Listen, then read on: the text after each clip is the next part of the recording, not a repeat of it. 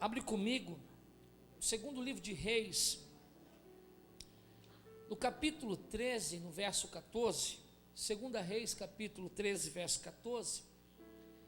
Enquanto você procura, eu quero só agradecer a Deus pela oportunidade, pelo privilégio, pela honra de estar aqui mais uma vez. Louvar a Deus pela vida do pastor Natalino, que Deus continue abençoando, dando saúde, força à frente desse trabalho. Louvar a Deus pela vida dos amigos, as pessoas que a gente aprendeu a amar, vindo aqui durante todo esse tempo. Que Deus abençoe. Louvar a Deus pela sua vida, que veio aqui nessa noite para ouvir algo da parte de Deus. Segunda Reis, capítulo 13, a partir do verso 14, é uma passagem muito conhecida, diz assim: E Eliseu estava doente da sua doença de que morreu, e Jeoás, rei de Israel, desceu a ele, e chorou sobre o seu rosto, e disse: meu pai, carros de Israel e seus cavaleiros. E Eliseu então lhe disse: toma um arco e flechas. E tomou um arco e flechas. Então disse ao rei de Israel: põe a tua mão sobre o arco. E pôs sobre ele a sua mão, e Eliseu pôs as suas mãos sobre as mãos do rei, e disse: abre a janela para o oriente, e abriu-a. Então disse Eliseu: atira, e atirou, e disse: a flecha do livramento do Senhor é a flecha do livramento contra os sírios, porque ferirás os sírios em Afeca até os consumir. Tome o seu assento, por bondade.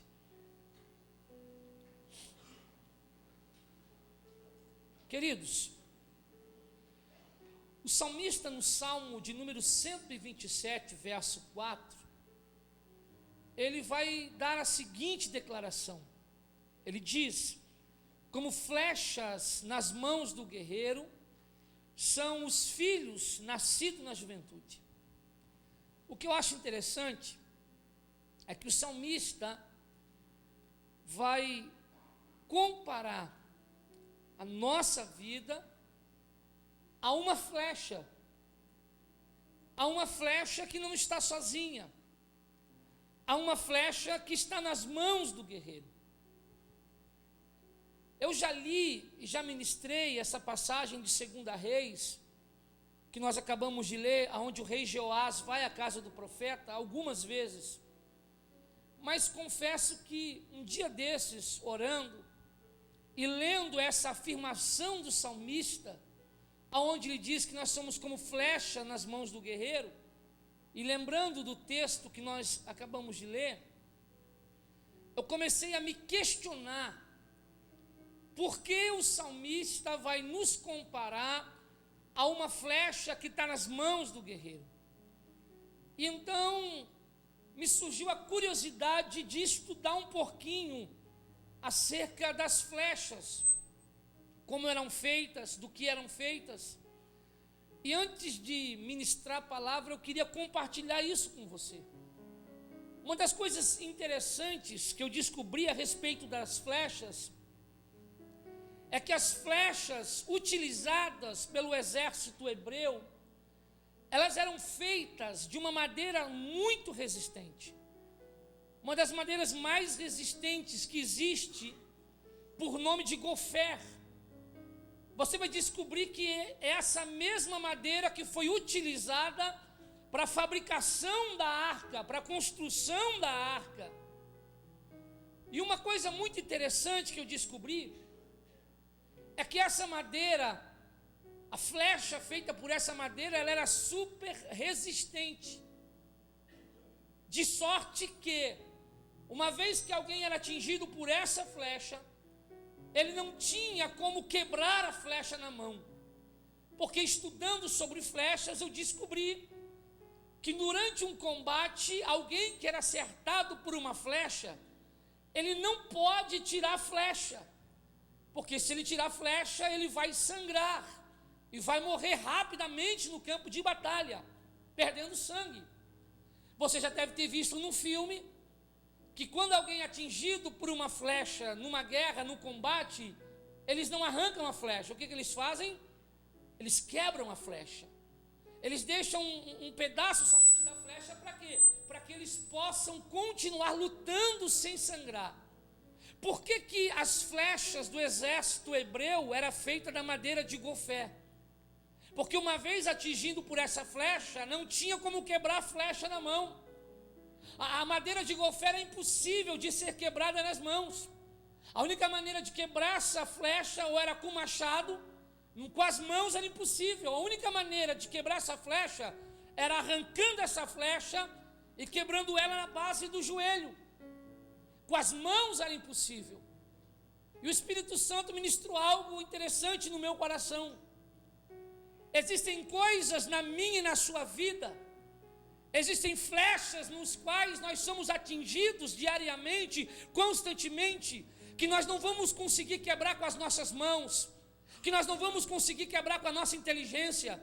Existem flechas que nunca serão quebradas nas mãos. Existem flechas que você só vai quebrar no joelho, através de uma vida de oração, de intimidade com Deus.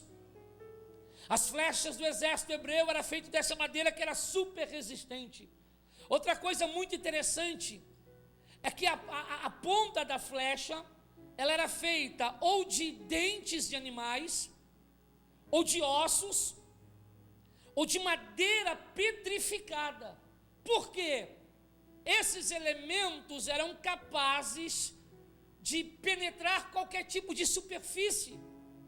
Eram elementos altamente perfurantes, que perfuravam profundamente. Aí quando nós olhamos para aquilo que está escrito em Hebreus 4:12 a respeito da palavra, nós vamos ver que a palavra também penetra em qualquer superfície. Hebreus 4:12 diz que a palavra penetra até a divisão da alma e do espírito, das juntas e medulas, e é apta para discernir os pensamentos e intenções do coração. Ainda não comecei a pregar, estou falando sobre flecha. Algo interessante é o preparo da flecha, porque o armeiro, ele selecionava rigorosamente a madeira. Uma vez que a madeira era selecionada, a madeira era cortada, a madeira era talhada, a madeira era lixada e sua envergadura era testada, para ver se ela não ia acabar quebrando. A envergadura da madeira, da flecha, era testada para ver até onde ela suportaria sem quebrar. A madeira era rigorosamente selecionada. E quando eu li isso, eu entendi uma coisa. O Senhor está testando a envergadura de algumas pessoas. O Senhor está nos testando para ver até onde nós vamos suportar sem acabar envergando, sem acabar quebrando. Uma vez que a madeira era cortada, que ela era talhada, que ela era lixada, o armeiro ia lixando a flecha até ela ficar leve. Entenda uma coisa, querido: o Senhor está lixando você, está talhando você, está moldando você. A intenção de Deus é deixar você levinho, porque uma flecha pesada, ela não sai do lugar. Uma flecha pesada, ela não voa. Deus me trouxe aqui para dizer para você nessa noite que Deus está preparando você. Você é flecha nas mãos do guerreiro. A madeira era cortada, a madeira era talhada, a madeira era lixada. Qual é o propósito das provações? Quem nunca se perguntou, por que nós passamos luta? Por que nós passamos prova? Qual é o propósito das provações? O propósito das provações é talhar você, é lapidar você, é afiar você para o dia da batalha. Você está passando prova? Glorifique a Deus. Deus está preparando você para o dia da batalha. Olha para esse irmão bonito que está na sua direita, na sua esquerda, e diga para ele: Deus está preparando você. Mas ainda falando sobre a declaração do salmista, o salmista diz que nós somos como flecha nas mãos do guerreiro. O salmista diz que nós somos como flechas nas mãos Se somos flecha nas mãos do guerreiro, significa que nós somos de quem? Nós somos do guerreiro. Se somos flecha nas mãos do guerreiro, temos um dono. Nós somos do guerreiro. Logo, você não tem com o que se preocupar nessa noite. Você é do guerreiro, então não se preocupe, porque Ele cuida de você, Ele cuida da sua casa, Ele cuida da sua família. Meu irmão, o dono cuida daquilo que é de sua propriedade. Deus está cuidando de você. Diga para quem está do seu lado: não se preocupe, Deus está cuidando de você. Segunda coisa, antes de eu começar a pregar, se nós somos flecha nas mãos do guerreiro, significa que nós somos dele, nós somos do guerreiro. Segundo, se nós somos flecha nas mãos do guerreiro, significa que nós não temos domínio. Nós não escolhemos a direção. Quem escolhe a direção é o dono, é o guerreiro, é Deus. Ou seja, querido, quem vai direcionar a sua vida é Deus. Deus está direcionando você para grandes coisas. Creia. Deixa eu começar a pregar. Qual é o propósito de uma flecha? A flecha, ela foi feita para quê? Para atingir Deus está preparando você para acertar o alvo. Essas provações que você está passando é porque Deus está preparando você, porque você não nasceu para errar o alvo. Deus me trouxe aqui para dizer: se prepare, Ele vai te direcionar e vai te fazer acertar o alvo. Diga para quem está do seu lado: você vai acertar o alvo. Diga. Qual é o propósito de uma flecha? Acertar o alvo. Qual é o propósito de uma flecha? Ser arma nas mãos do guerreiro. Querido, entenda uma coisa: o propósito de Deus para a sua vida é que você seja uma flecha nas mãos dele, e uma flecha que acerte o alvo. Ou seja, você é uma arma poderosa nas mãos do Senhor. Mas entenda uma coisa: se nós somos flecha nas mãos do guerreiro, eu não preciso falar, é meio que autoexplicativo. Nós somos o quê? Nós somos o quê? Nós somos o quê? Se nós somos a flecha, o guerreiro é quem? O guerreiro é quem? Quando eu falo de Deus, eu falo do Pai, do Filho e do Espírito Santo. Então veja bem, se nós somos flecha nas mãos do guerreiro, o guerreiro é Deus, nós somos flecha. Nós temos que entender uma coisa: a flecha sozinha, ela sai do lugar? Sim ou não? A flecha sozinha não sai do lugar. Para a flecha ser arremessada, para a flecha ser lançada, ela precisa de uma coisa. O que ela precisa? O que ela precisa? Do arco. A flecha sozinha não sai do lugar. Então você é inteligente. Se o guerreiro é Deus, se a flecha somos nós, quem é o arco? O arco é a igreja. A igreja é o arco.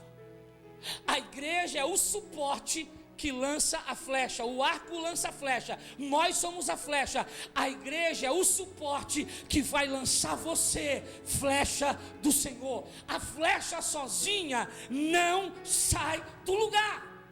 A flecha, para ser projetada, direcionada, ela precisa do arco. Entenda uma coisa: se você pegar uma flecha nas mãos e vir correndo e tentar perfurar algo com a flecha, você não vai conseguir. A flecha vai envergar e vai acabar quebrando. Porque para que a flecha atinja o alvo, penetre o alvo, é preciso força e velocidade. Se você conseguir velocidade, você não vai ter força. Se você tiver força, não vai ter velocidade. A flecha sozinha, ela se torna uma arma sem propósito. A flecha sozinha, ela perde o seu poder. Entende por que a importância de congregar? Entende por que a importância de ter uma igreja, de ter comunhão com uma igreja, de ter um pastor? A flecha sozinha, ela perde o seu propósito. Para a flecha ser arremessada, ela precisa do arco. O arco é o suporte para o envio, para o arremesso, para o lançamento. A igreja é esse suporte. Precisamos congregar. Igreja tem poder de salvar alguém? Sim ou não? A maior verdade que pode ser dita é que igreja não salva ninguém. A igreja não salva ninguém, mas a igreja reúne salvos. Eu não acredito em salvo que não gosta de congregar. E antes que você diga, porque infelizmente tem flechas que nunca vão atingir o alvo, porque elas estão fora do arco. Elas não têm arco. Flecha sem arco nunca será lançada. Tem flecha por aí sendo mentorada por heresias do Google. Não, eu não preciso de igreja. Igreja somos nós. Nós somos igreja quando nos reunimos como igreja. Eu adoro a Deus em casa. Mentira. Eu não conheço um desigrejado que diz que adora a Deus em casa, que realmente adora.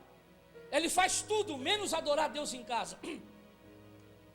Ah, mas a igreja antigamente era nas casas. Outra mentira, a igreja nunca foi nas casas, era em casa. É diferente.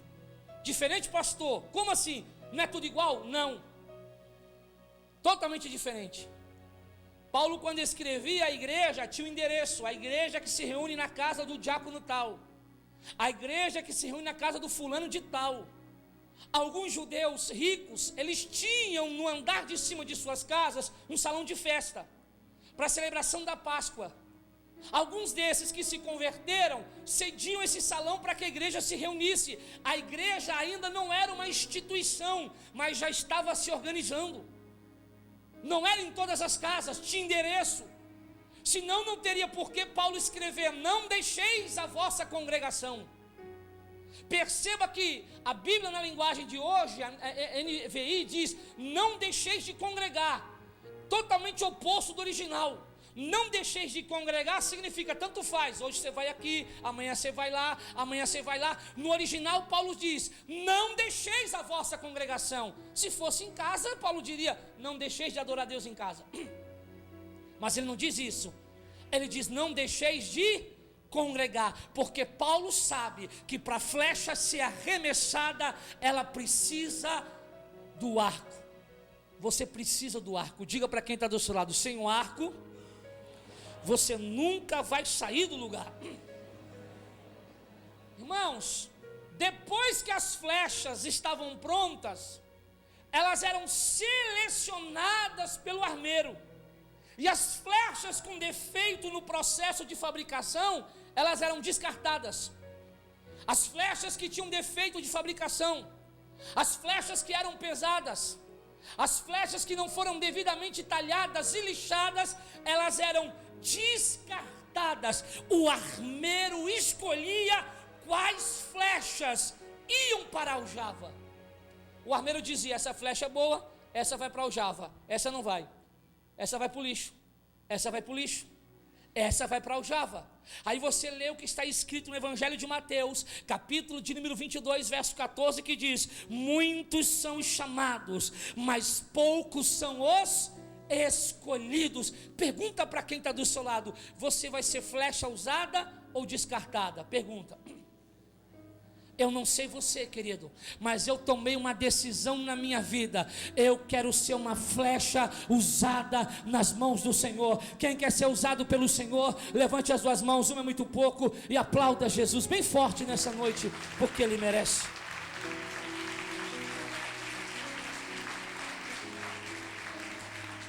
Uma coisa muito interessante, queridos, é que a flecha, antes de ela aparecer na batalha, ela ficava escondida na aljava. O guerreiro escondia, guardava a flecha na aljava. Eu quero que você entenda uma coisa: Deus não se atrasa, Deus não chega atrasado, Deus não tem problema com horário, Deus não precisa de agenda. Eu já vi até uma música: Deus marcou na agenda o dia da sua vitória. Deus não precisa marcar nada na agenda, porque Ele não esquece daquilo que Ele te promete. Pastor, então por que está demorando? Parece que Deus me esqueceu na aljava. Deus não te esqueceu na aljava. É porque entenda uma coisa, querido: você está guardado na aljava porque o guerreiro está te aproximando do alvo. Se ele lançar você muito distante do alvo, você vai perder força, vai perder altitude e vai cair sem atingir o alvo. Então, como Deus não erra, como Deus não falha, você não está esquecido, você não está abandonado, você está guardado na aljava, porque Ele está te aproximando do alvo, porque quando Ele for te lançar, você vai acertar o alvo, você vai acertar o alvo. Existe o tempo certo. Entenda que o guerreiro está carregando você, ele está te aproximando do alvo. Na hora certa, o guerreiro vai projetar você. Vou repetir: na hora certa, no tempo certo, o guerreiro vai projetar você. Deus me trouxe aqui para dizer para você que Ele está carregando você, Ele está levando você próximo do alvo. Queridos, quem já viu o filme de Reis, esses filmes épicos, já devem ter percebido que existe um momento exato da flecha ser lançada. Numa batalha, primeiro vem os soldados, depois a cavalaria, e por último atrás vem quem? Os arqueiros. Por que tem um momento certo? Entenda, Salomão diz que algo, a herança tomada antes do tempo, se torna maldição. Entenda uma coisa: algo poderoso fora do tempo na tua vida vai se tornar maldição. Deus está preparando você.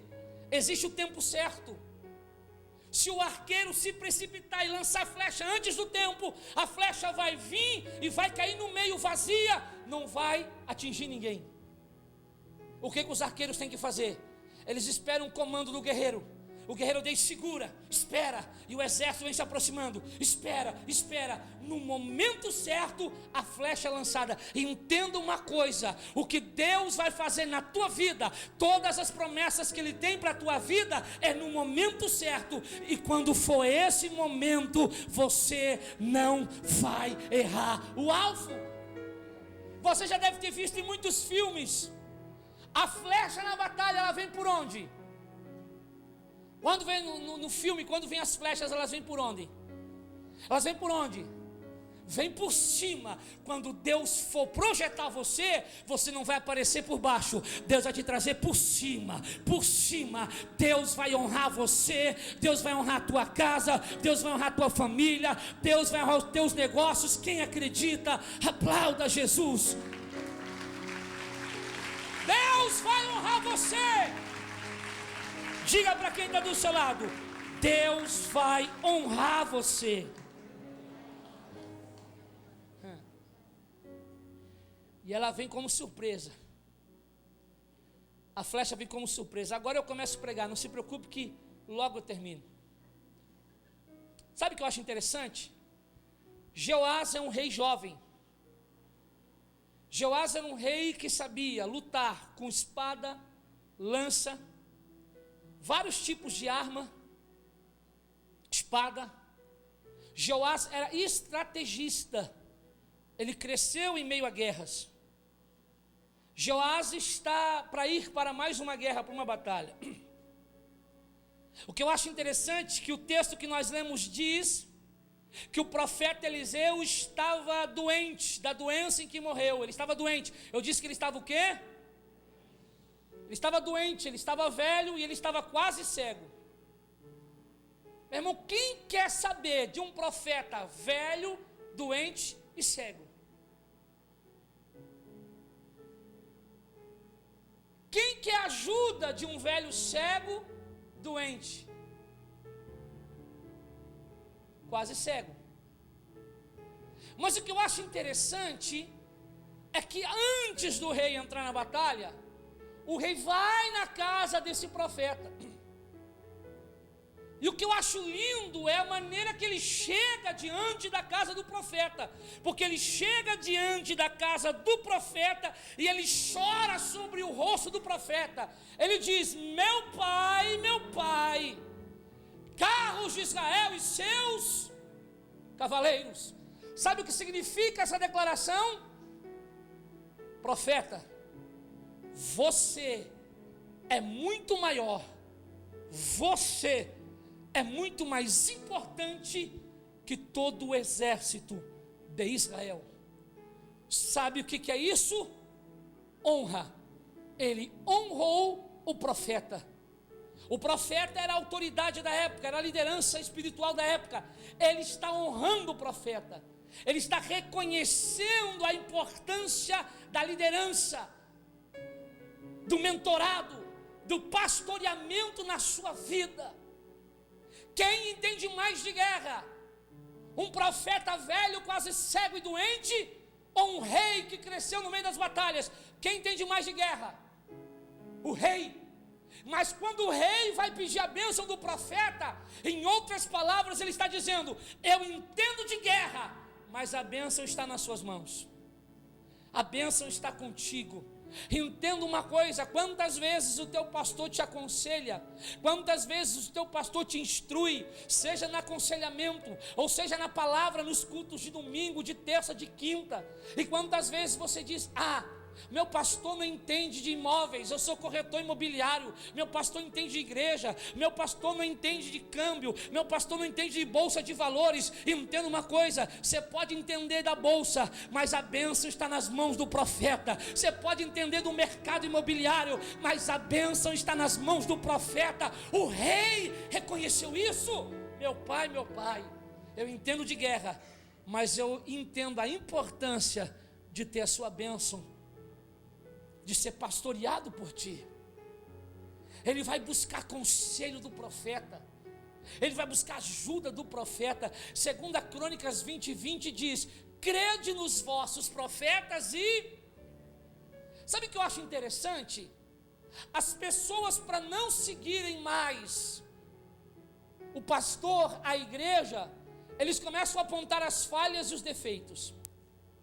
Não, da minha vida cuido eu entendo mais, a igreja é falha, o homem é falho, o pastor é falho. Sabe o que eu acho interessante? O profeta estava velhinho, o profeta estava quase cego, o profeta estava doente, e o rei não teve a arrogância que muitas pessoas têm. Eu quero saber de um profeta que está quase morrendo, fazendo hora extra. Não, ele reconheceu a importância da liderança. Saiba reconhecer, saiba honrar a tua liderança, saiba honrar o teu pastor, saiba honrar a igreja que você congrega. Os filhos dos profetas tinham a preocupação de fazer crescer o lugar que dava a eles crescimento. Eles chegam para o profeta e falam: o lugar que estamos é estreito, precisamos aumentar. Eles tinham um desejo de fazer crescer o lugar que dava a eles o crescimento. Você cresce nesse lugar, você aprende nesse lugar, você é curado nesse lugar, você é restaurado nesse lugar. Então, por favor, faça crescer o lugar que só te tem feito crescer. Ele reconheceu a importância do profeta. 2 Crônicas não diz: se o profeta for perfeito, se o profeta não tiver defeito, creia nele e prosperará. Não, o texto diz: somente creia no profeta e prosperareis. Quem inspirou o homem a escrever 2 Crônicas? Foi o Zé da esquina? Sim ou não? Quem inspirou o homem a escrever crônicas? Foi Deus. O Deus que inspirou crônicas não sabia que o profeta tinha defeito? Sabia, mas mesmo assim ele disse: você não vai olhar para defeito de igreja, não vai olhar para defeito de pastor, você vai crer no profeta, e então você vai prosperar. Sabe o que é crer? Crer é confiar. É mais ou menos assim. Tem gente que sabe dirigir e tem gente que dirige de verdade. Não é verdade? A minha cunhada fez a carteira e eu estava reformando um quadro, eu sou meio metido. E aí eu estava com a mão suja de tinta, minha esposa também. E aí tinha que tirar o carro da garagem, porque o meu sogro estava lá. E aí a minha esposa falou, não, deixa que a mana tira, ela acabou de tirar a carteira. Então tá bom, pegou a chave. 3 minutos depois eu acordo com uma gritaria, um pânico na rua, a gente sai tudo para a rua. Acordo não, né? Cai em si. Quando eu vou ver, os 200 metros para frente da minha rua está o meu carro, que conseguiu bater de ré num caminhão que estava parado. Cheguei para minha cunhada e falou assim, como é que você conseguiu bater de ré num caminhão que estava parado? Ela disse, eu não entendo, eu freiei, mas quando eu freiei o carro foi mais rápido. Eu falei, não, o nome disso não é freio, é acelerador. Então tem gente que sabe dirigir, tem gente que dirige. As pessoas que dirigem mesmo, elas têm dificuldade de entregar o volante para outra pessoa, sim ou não? E quando vai de carona, em todo cruzamento, o que a gente fica fazendo? A gente fica freando o freio que não existe, irmão. Um freio espiritual. Não é verdade, irmão? A gente fica segurando naquele negócio lá, que eu não vou dizer o nome, que todo mundo sabe o que é, né? O Eita Glória. A gente tem que trazer um nome espiritual, né, irmão? Aquele nome lá é muito carnal, né? Eita Glória. Não é verdade, irmão? Mas confiar no profeta é você sentar no banco do carona e entender que quem está dirigindo, ele tem total controle sobre a tua vida. Você tem que crer, confiar, crer, seguir as instruções. Entenda uma coisa, querido, o seu pastor não está aqui perdendo tempo falando palavras bonitas, ele está sendo boca de Deus para dirigir a sua vida, porque ele quer ver você prosperando, ele quer ver você sendo abençoado, ele quer ver a tua vida restaurada. Então a palavra que eu tenho para você é: quer ter uma vida vitoriosa? Confie no profeta, honre o profeta, siga o seu profeta. Ouça a voz do seu pastor. Ouça a voz do seu pastor. Sabe o que eu acho interessante? Ele vai buscar o conselho do profeta. Aí o profeta fala assim para o rei: ó rei, coloque a tua mão sobre o arco. Coloque a tua mão sobre aonde? Nós aprendemos que o arco é o quê? O arco é o quê? É interessante. O rei está indo lá com um problema de guerra, e o profeta está dizendo: coloque a tua mão sobre o arco. Sabe o que Deus está mandando dizer para você nessa noite? Coloque a tua mão sobre o arco. Pastor, minha vida está de cabeça para baixo. Eu vim aqui buscando uma palavra de orientação, então segue essa. Coloque a tua mão sobre o arco. O arco é a igreja. Coloque a tua mão sobre a igreja. Coloque a tua vida sobre a igreja. Coloque os teus anseios sobre a igreja. Coloque a tua preocupação sobre a igreja. Coloque os teus dons sobre a igreja. Coloque o teu tempo sobre a igreja. Coloque o teu serviço sobre a igreja. Coloque os teus recursos sobre a igreja. Coloque os teus dízimos e ofertas sobre a igreja. Coloque o teu trabalho sobre a igreja. Coloque a tua mão sobre o arco. É tempo de compromisso, é tempo de se envolver, de comprometimento. O profeta disse para o rei: coloque a tua mão sobre o arco. E o rei não contestou, o rei colocou a mão no arco. Mas sabe o que eu acho interessante? É que quando o rei coloca a mão sobre o arco, o profeta coloca a mão dele sobre a mão do rei. Sabe o que o Espírito Santo falou para mim? O profeta aqui representa Deus. O rei coloca a mão sobre o arco, sobre a igreja. E o profeta coloca a mão dele sobre a mão do rei. Em outras palavras, é como se Deus estivesse dizendo: você cuida do arco, que eu cuido da tua mão. Você cuida da minha igreja, que eu cuido da tua vida. Você cuida da minha obra, que eu cuido dos teus negócios. Você cuida do meu reino, que eu cuido da tua família. Você cuida das coisas do céu, que eu cuido de tudo que você precisa. Buscar em primeiro o reino de Deus e sua justiça, e as demais coisas que precisam vos serão acrescentadas. Deus te trouxe aqui para dizer: enquanto você cuida da obra dele, do reino dele e da igreja, Deus cuida de você, Deus cuida da tua casa, Deus cuida da tua vida, Deus cuida da tua família. Irmão, eu só tenho a cara de bobo, mas de bobo não tem nada. Quando eu li isso eu pensei, peraí, quem cuida melhor das coisas? Quem você acha que pode cuidar melhor? Você da igreja ou Deus de você? Aí peraí, eu falei assim, não era mais fácil Deus mesmo cuidar da igreja, que Ele cuida melhor que eu?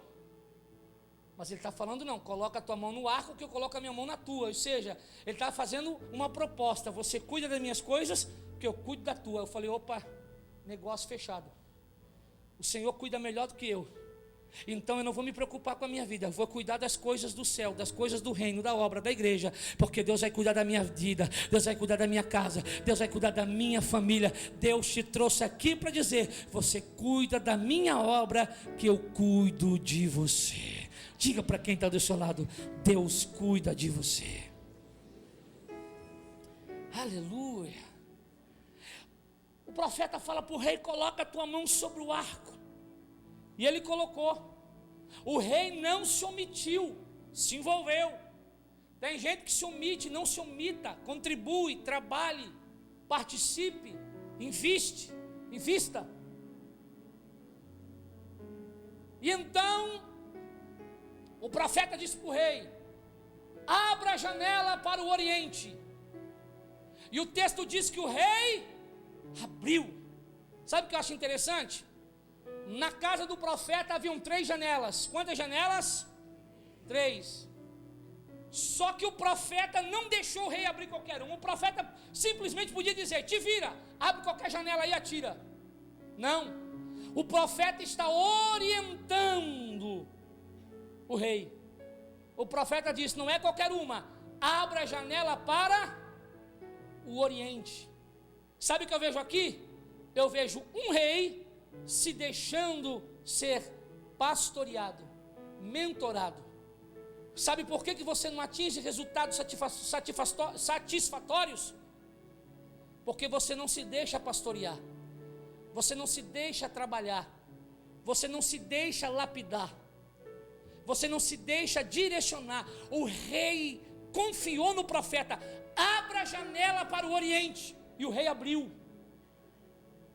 Se permita ser orientado, mentorado, pastoreado. Creia no profeta e você vai prosperar. Seu pastor nunca vai te dar um conselho para ver o teu mal. Você tem sempre as mesmas atitudes, por isso tem sempre os mesmos resultados. Se você tem sempre as mesmas atitudes, você nunca vai ter um resultado diferente. Deus te trouxe aqui para dizer, se permita ser ajudado, pastoreado, orientado, e você vai ver o resultado na tua vida. Abre a janela para o oriente, o rei abriu. O rei poderia dizer, quem quer me ensinar a tirar flecha? Eu vim aqui buscar uma ajuda espiritual, e o profeta está se metendo na minha vida? Quer me ensinar a tirar flecha? Quer me dizer para qual lado que é para tirar flecha? O rei não fez isso. O rei se deixou trabalhar. O profeta disse, abra a janela para o oriente, e ele abriu a janela. Sabe o que o Espírito Santo fala no meu coração? Tem coisas na sua vida, tem coisas na sua vida financeira, ministerial, espiritual, conjugal, familiar. Tem coisas que você só vai enxergar quando você obedecer e abrir a janela. Deus te trouxe aqui nessa noite para dizer, abra a janela, abra a tua mente, abra o teu entendimento. Deus te trouxe aqui para dizer, abra a janela, e você vai enxergar a direção que Deus quer projetar você. Bate no ombro de quem está do seu lado e diga, abra a janela. O profeta está direcionando o rei. Sabe o que eu entendo aqui? O quanto eu creio e o quanto eu sigo a orientação do profeta vai determinar o sucesso que eu vou ter. Por que algumas flechas erram o alvo? Porque elas não obedecem à orientação do profeta. O profeta está com a mão dele sobre a mão do rei. Uma vez, eu fui na fazenda de um irmão, e ele tinha lá uns rifles, e ele quis me ensinar a tirar. E eu falei, não, pode deixar comigo. mas você sabe atirar? Eu falei, isso aqui não tem segredo. E antes que ele falasse qualquer coisa, eu atirei com a espingarda. Quando eu tirei com a espingarda, eu fui parar 2 metros para trás. Eu falei, esse negócio aqui está endemoniado, rapaz. Vamos orar para esse trem aqui, que quer me matar. Por que tem gente que erra o alvo? Porque não se deixa orientar. Entenda uma coisa, o rei não está atirando sozinho, o profeta está com a mão sobre a mão do rei. Tem flecha que erra o alvo, porque não se deixa trabalhar, não se deixa ser orientado. Tem o tempo certo. Para encerrar, o profeta disse para o rei, abre a janela para o oriente. E ele abriu. E depois ele disse, atira. E ele atirou. O tempo, a hora de atirar estava no comando do profeta. Tem o tempo. Espere o tempo. Não corte atalhos. Não corte caminho. Não pule etapas. Se deixe ser tratado, lapidado, mentorado, direcionado, pastoreado. O profeta disse, abra a janela para o oriente. Espera, agora atira. E o rei atirou. Olha que coisa interessante. Quando alguém vai atirar flecha, o que ela tem que fazer? Segurar Se você olhar a posição de um arqueiro, você vai descobrir que todo arqueiro, para atirar flecha, ele segura o arco nessa posição. Sim ou não? O braço está firme, para não envergar. Então ele pega a flecha, a ponta da flecha. E antes da flecha ser atirada para frente, o que ele tem que fazer?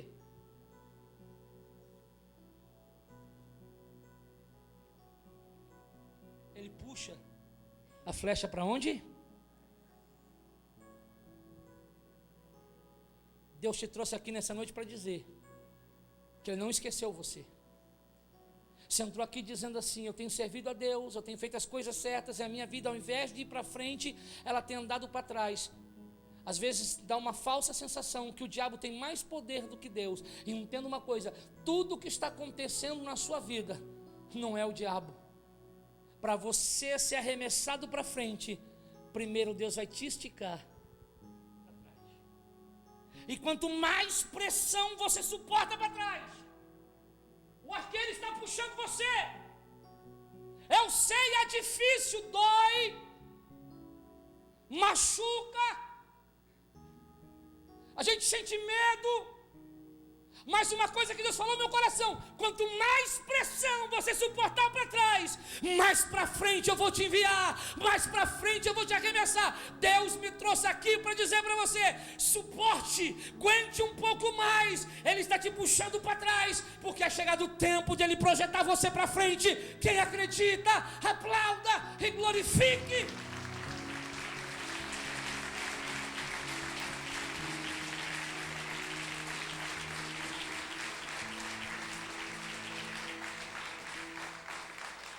Sabe que coisa interessante? Sabe como que um arqueiro descobre o momento certo de atirar flecha?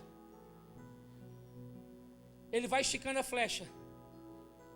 Vai esticando a flecha. Como ele sabe o momento certo? Ele não pode botar nem força de mais, nem força de menos. Fui pesquisar. E recebi essa revelação do Google. Google também revela.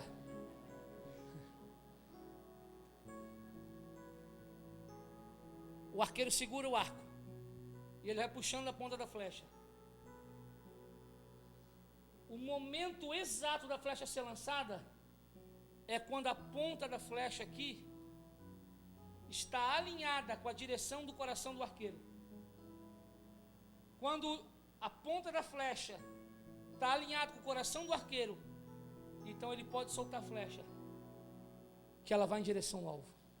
Quando eu li isso, o Espírito Santo bradou no meu coração: quando você flecha, tiver alinhado com o coração de Deus, ninguém vai te resistir.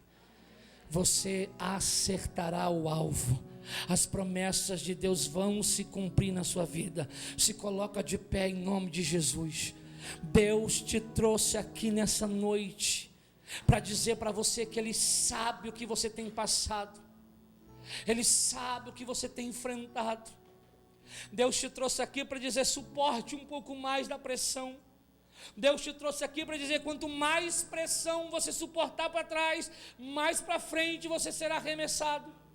Deus te trouxe aqui para dizer para você que Ele está te puxando para trás, porque Ele tem um propósito para a tua vida, Ele tem um propósito para a tua casa, Ele tem um propósito para a tua família. Você vai acertar o alvo. Deus está preparando você para coisas grandes. Deus está preparando você para um tempo de vida vitoriosa. Mas suporte, aguente. Deus está alinhando você. Deus está trazendo você, alinhando o seu coração para o coração dele.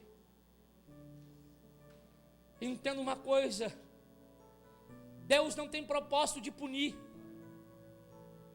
Deus não tem propósito de te fazer sofrer.